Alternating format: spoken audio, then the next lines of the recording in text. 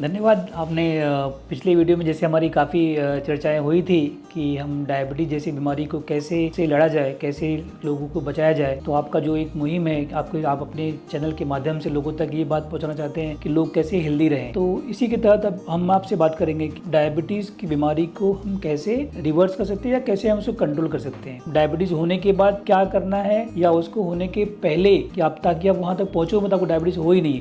अगर इन चीज़ों का अगर आप पालन करेंगे तो शायद आप डायबिटीज से पूरी तरह से बच पाएंगे, आगे आपको डायबिटीज नहीं होगा। आज मैं जो बात करने जा रहा हूँ, आपको बहुत ध्यान से सुनना आप लोग वहाँ पे कि डायबिटीज की बीमारी, जिसे मैंने बताया था डायबिटीज का डेफिनेशन क्या था। Diabetes is a lifestyle disorder, ये एक बिगड़ी हुई जीवन शैली है। सबसे बड़ा रोल इसमें आता है कि आपका जीवन शैली को इम्प्रूव करना। तो जीवन शैली में आपको आ जाएगा, अब जीवन शैली बिगड़ने से क्या हुआ, आपके बॉडी में कहीं न कहीं पे टॉक्सिन जमा हो गया। मैंने कहा था कि बीमारी, किसी बीमारी का एक ही कारण होता है वहाँ पे। अगर आप देखेंगे चाहे जो बीमारी, उसका एक ही कारण उसका होता है कि आपके शरीर में कहीं न कहीं पे कचरा जमा हुआ है, टॉक्सिन जमा हुआ है। According to nature cure, collection of toxin in the body the root cause of all disease. आपकी बीमारी में देखो, अगर आप ब्रेन में कहीं कचरा जमा हो तो क्या होता है, हम बोलते हैं ब्रेन स्ट्रोक हो गया। वहाँ पे आपको भी कचरा जमा हुआ तो क्या होता है, वहाँ पे आपको हो जाता है वहाँ पे कैटरेक्ट, हार्ट में ब्लॉक, किडनी में किडनी स्टोन्स, लिवर में लिवर फैटी लिवर। तो हर जगह पे वो कहीं न कहीं पे एक्सेस जो भी बॉडी में हमारा टॉक्सिन है वो जमा होता है, चाहे वो हमें मिलता कहाँ से, हमारे आहार, विहार और विचार से। तो ये टॉक्सिन जाने से बॉडी में आपके हम कहीं न कहीं बीमार पड़ते हैं। अब इसका इलाज क्या है, तो अब हमने क्या किया, टॉक्सिन बॉडी में कहीं कहीं प्रॉब्लम कर दी, इसे क्या करना पड़ेगा, इसको डिटॉक्सिफिकेशन करना पड़ेगा, शरीर का शुद्धिकरण करना पड़ेगा। इसे हम बोलते हैं शुद्धिकरण, बॉडी क्लींजिंग करना, बॉडी की सफाई करना है। देखो जैसे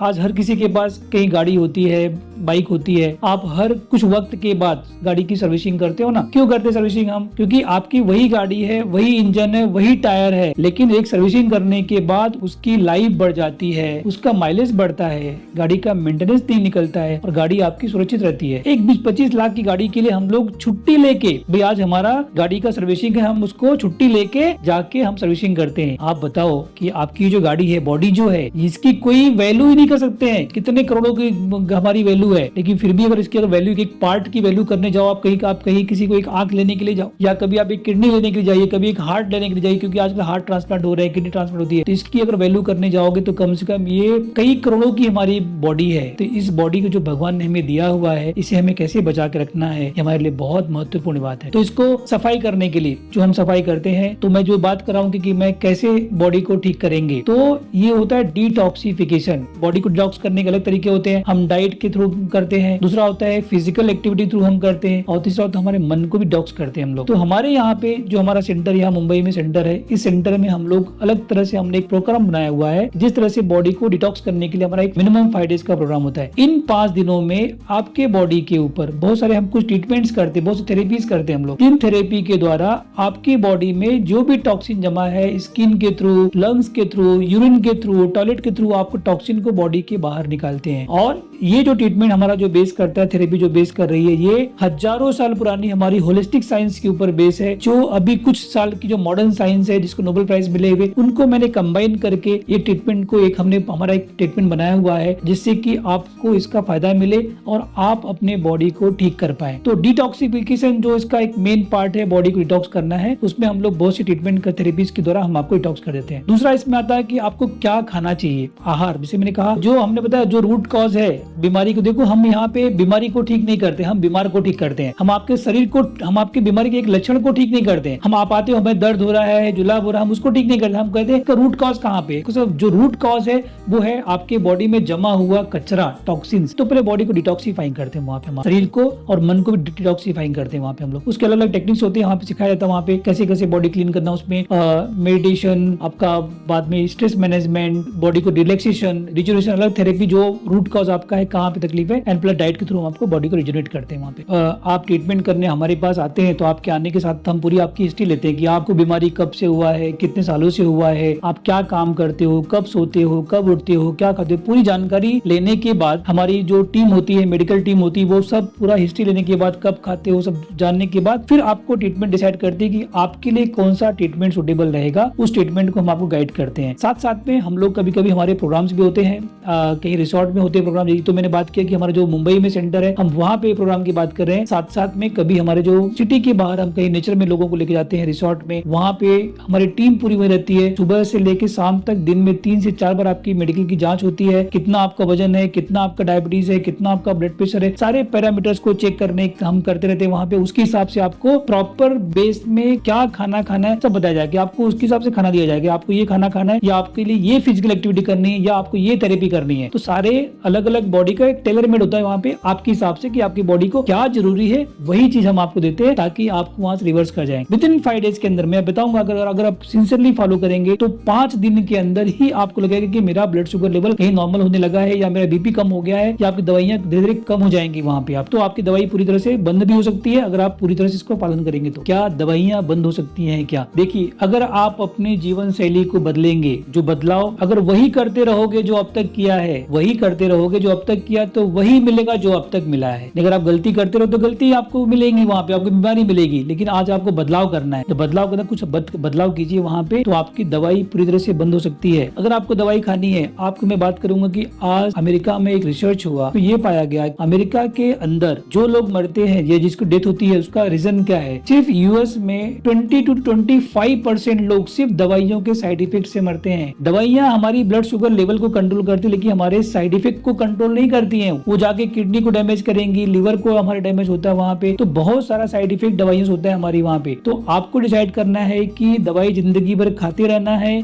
या अपनी जीवन शैली को थोड़ा सा बदलाव करके बॉडी को बैलेंस करके हमें अपनी बीमारी को ठीक करना है। हमें कैसे क्या खान पान हमारा होना चाहिए डायबिटीज के मरीज के लिए वहाँ पे। तो डायबिटीज की बीमारी में अगर आप चाहोगे तो मैं कुछ चीजें बताऊंगा आपको वहाँ पे, कि एक बहुत आसान तरीका होगा आपके लिए। अगर आपके पास पेन और पेपर है तो उसको आप लिख लेना कि क्या क्या खाना है। तो बहुत सिंपल चीजें बताऊंगा मैं आपको कि MRP, जिस चीजों पे MRP लिखा हुआ है, यानी कि MRP का मतलब क्या होता है? Maximum retail price. जिस खाने पे MRP लिखा हुआ है वो आपका खाना नहीं है, पहली बात। यानी जो खाना आपका फैक्ट्री में बन रहा है, जो खाना आपका कंपनी में बन रहा है, तो कंपनी अपने खाने को ऐसे बनाती है ताकि उनका लॉस नहीं हो, खाना कभी खराब नहीं हो। तो लोग उसमें बहुत सारा प्रिजर्वेटिव यूज करते हैं, बहुत सारे केमिकल यूज करते हैं उस खाने को, ताकि लंबे समय तक खाना चले। जैसे कि मैं आपको एग्जांपल दूंगा, अगर आपको इंडिया में हो, इंडिया के बाहर, तो आप जब भी कभी सुबह घर में चटनी बनती है, हम शाम को चटनी नहीं खाते हैं, बोलते हैं बासी हो गई है, इसको खराब फेंक देते हैं वहाँ पे। या कभी सुबह रोटी बनती है, हम शाम को नहीं खाते, बोले बासी खाना हम नहीं खाएंगे वहाँ पे। लेकिन आप वहीं पे जो चटनी के बदले अगर आप जो सॉस खाते हो, टोमेटो सॉस खाते हो, कितने महीने पहले का बना हुआ है। जो आप जाम खाते हो, कितने महीने पहले का बना हुआ है, उसको बड़े प्यार से हम खाते हैं। तो ऐसी चीजों को हमें नहीं खाना है जो हमें नुकसान, उसके अंदर प्रिजर्वेटिव यूज किया। कोई टोमेटो सॉस ये टमाटर से बना हुआ है, लेकिन उसके अंदर बहुत सारे केमिकल्स है, प्रिजर्वेटिव जाके वो नुकसान हमें आगे बॉडी को नुकसान करता है। तो M फॉर अभी आया मैं कि जो इन चीजों पे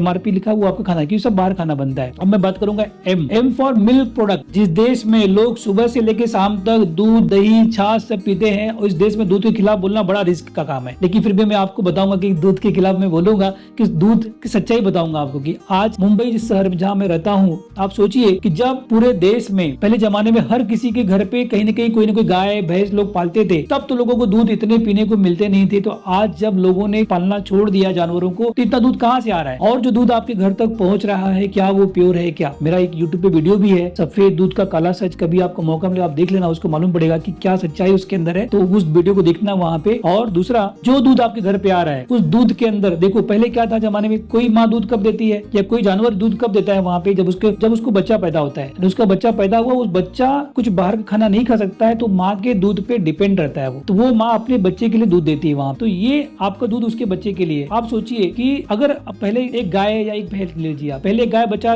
क्या देगी, मेल या फीमेल? अगर फीमेल होती तो क्या करते हैं, उसको हम रखते हैं कि बड़ी होगी ये वापस गाय बनेगी और दूध देगी हमें वहाँ पे। मेल पैदा तो क्या होता है, मेल को आजकल क्या करते हैं, उसको कट करवा उसको स्लॉटर में भेज देते हैं ताकि ये पाल के बड़ा कर क्या करेंगे। पहले जमाने में क्या था कि लोग मेल को रखते थे, वो खेती करता था, कहीं हल चलाने में काम आता था, उसको कहीं यूज करते थे। बट आज क्या हो रहा है कि हम खेती सबको डिपेंड हो गई है, अलग अलग ट्रैक्टर्स पे या मोटर पे हम लोग यूज कर रहे हैं, तो जानवरों का यूज वहाँ पे कम हो गया है, जिसकी वजह से जैसे बच्चा पैदा होता है उसके बच्चे को वो काट के फेंक देते हैं या बेच देते, स्लॉटर में बेच देते हैं। जिस माँ के बच्चे को बचपन में मार दिया जाता है वो माँ दूध नहीं देती है तो उसको हार्मोन्स के इंजेक्शन लगाने पड़ते हैं। तो उस गाय के दूध के अंदर या उस भैंस के दूध के अंदर हार्मोन्स के इंजेक्शन हैं, उसके अंदर उस माँ का दर्द का इमोशन है। दूध को आज अगर आप देखोगे तो महाराष्ट्र के कई गाँव में कई तबेले होते हैं, वहाँ दूर से दूध यहाँ पे आता है। तो दूध निकालना और उसको पैक करना, पैक करके आप तक पहुँचाने के लिए कम से कम 12 से लेकर 36 घंटे लगते हैं और तब तक दूध खराब हो जाता है। दूध खराब नहीं हो इसके लिए दूध के अंदर यूरिया मिक्स करते हैं। Urea is the best preservative. आपको पता हो यूरिया एक खाद होती है, एक केमिकल है, फर्टिलाइजर जो कि खेतों में यूज करते हैं। तो आपके दूध के अंदर यूरिया भी मिक्स है। तीसरा, जब आपका जो आप दूध पीते हो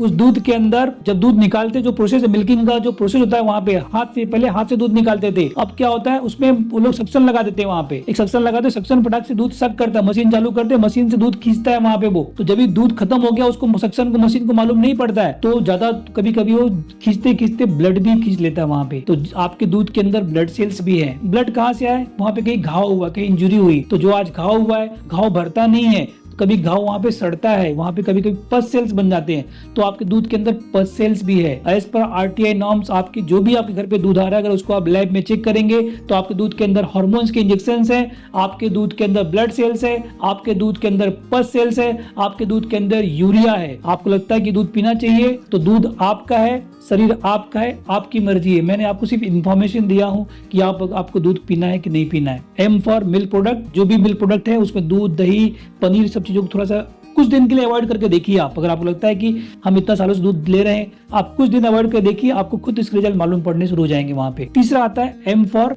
मिल्क प्रोडक्ट, हो गया आपका आर फॉर रिफाइंड प्रोडक्ट। जो भी प्रोडक्ट जिस रूप में बना हुआ है उसको उसी रूप में यूज करना है। अगर आपको फल मिला है तो फल को खा जाइए। अब वहां पे भाजी मिली तो सलाद को ऐसे खा लीजिए वहां पे। अगर उसको रिफाइंड करोगे आप, जैसे रिफाइंड नमक, जो नमक हम अगर देखते हैं महाराष्ट्र में भी हमें, तो वहां पे नमक का रंग कैसा होता है? नॉर्मली वो पिंक या येलोइश कलर का होता है और थोड़ा सा गीला रहता है वहां पे। लेकिन आपके घर में कौन सा नमक आ रहा है? एकदम व्हाइट कलर नमक, एकदम चमकता है वो, बिल्कुल चिपकता भी नहीं है वो। तो वो नमक के अंदर उसको 1000 डिग्री टेम्परेचर पे उसको गर्म करते हैं ताकि पूरा मॉइस्चर उसमें का निकल जाए। नमक व्हाइट दिखे इसलिए उसके अंदर उसको ब्लीच करते हैं ताकि वो व्हाइट दिखे। सारे केमिकल प्रोसेस गुजरना पड़ता है। सेम बेस आपका शक्कर का भी है। जो शुगर हम यूज करते हैं, रिफाइंड शुगर जो यूज करते हैं, गुड़ जो बनता है, गुड़ तो ब्राउनिश या ब्लैकिश कलर का होता है, लेकिन आपका शक्कर व्हाइट कैसा होता है? तो शक्कर को भी व्हाइट करने के लिए या शक्कर को बनाने के लिए जो उसमें बहुत सारा उस लोग गंधक यूज करते, सल्फर यूज करते, जो कि हमारे बॉडी के लिए बहुत ही कैंसर को बढ़ावा दे रही है वहां पे। तो आप शक्कर को भी वहां पे बंद कर दीजिए, यानी जो भी रिफाइंड शुगर है, सॉल्ट को बंद कर दीजिए। रिफाइंड ऑयल, जितने भी आप ऑयल यूज करते हो आप देख लीजिए।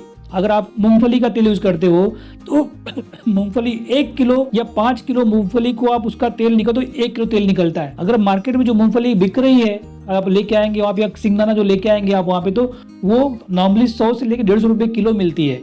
यानी कि 5 किलो की वैल्यू कितनी हो गई? 750 रुपए कम से कम, 500 रुपए कम से कम। आपको तेल कितने मिलता है? 100 रुपए 150 रुपए में किलो मिलता है। ये तेल कैसे पॉसिबल है वहां पे कि जो 700 का तेल जब निकलता है कैसे इतने में मिलेगा हमें वहां पे? तो ये सब तेल के, रिफाइंड तेल में आप कहने के मिलावट है। तो आप रिफाइंड तेल मत यूज कीजिए। रिफाइंड तेल के बदले में आप अक्खे मूंगफली में आप तेल बनाइए, या कच्ची घानी का तेल बहुत जगहों पे मिल रहा था, आप उसको यूज कर सकते हो। कच्ची घानी का तेल जिसमें कि आपका मिलावट नहीं, केमिकल नहीं, प्रोसेस गुजरना नहीं पड़ता वहां पे। चाहे वो सफोला हो, चाहे जो भी कंपनी, मैं किसी का नाम नहीं लेना चाहता हूँ, मैं किसी के खिलाफ नहीं हूँ, लेकिन जो सच्चाई है मैं आपको बताने की कोशिश कर रहा हूँ। पहले जमाने के लोग अलग ढंग से कच्ची घानी का तेल निकल खाते थे, वहां पे प्योर खाना खाते थे, वहां पे खाना रखा हुआ खाना कभी नहीं खाते थे। आज हम लोग फ्रिज में खाना रख देते हैं, लाके बना के 3 दिन 4 दिन तक खाते हैं, या हम माइक्रोवेव को यूज करके खाना बना के खाते हैं वहां पे। ये सारी चीजें हमारी बीमारी का जड़ बनते जा रही है। तो अभी मैंने बताया कि M for milk product, R for refined product और पी फॉर पैक फूड। जितना भी पैक फूड मिलता है, जो हमें मिल रहा है कि रेडीमेड फूड मिलता है, चाहे वो जो भी पैक फूड हो।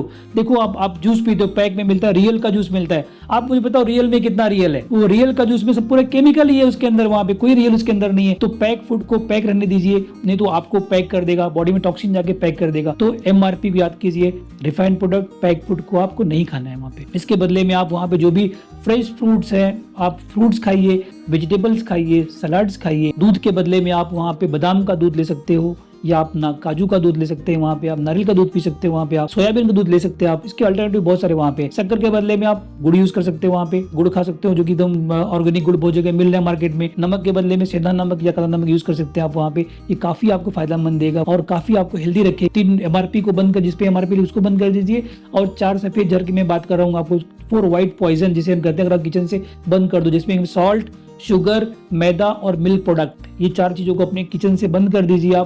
आप पाएंगे कि कुछ ही दिन में आपके बॉडी में या पूरे घर में काफ़ी बदलाव आएगा। खास करके मैं उन हाउसवाइफ जो घर में लेडीज हैं उनसे मैं रिक्वेस्ट करूंगा कि आप अपने आप इसको घर में बदलाव लाइए। देखिए पूरा घर आपका हेल्दी हो जाएगा। सिर्फ डायबिटीज़ नहीं, डायबिटीज साथ साथ में ब्लड प्रेशर, हार्ट डिसीज या जोड़ों का दर्द, कमर दर्द, हर बीमारी में आपको फायदा मिलेगा ये ट्रीटमेंट करने से। इसको फॉलो कीजिए आप, और नेचर को फॉलो करेंगे तो इन बीमारियों को भी आप रिवर्स कर सकते हैं नेचुरली। तो अगले वीडियो में हम आपसे बात करेंगे कैसे हम हार्ट डिसीज़ को, ब्लड प्रेशर को या थायराइड को हम कैसे ठीक करें, या बैक पेन को हम कैसे मैनेज कर लें।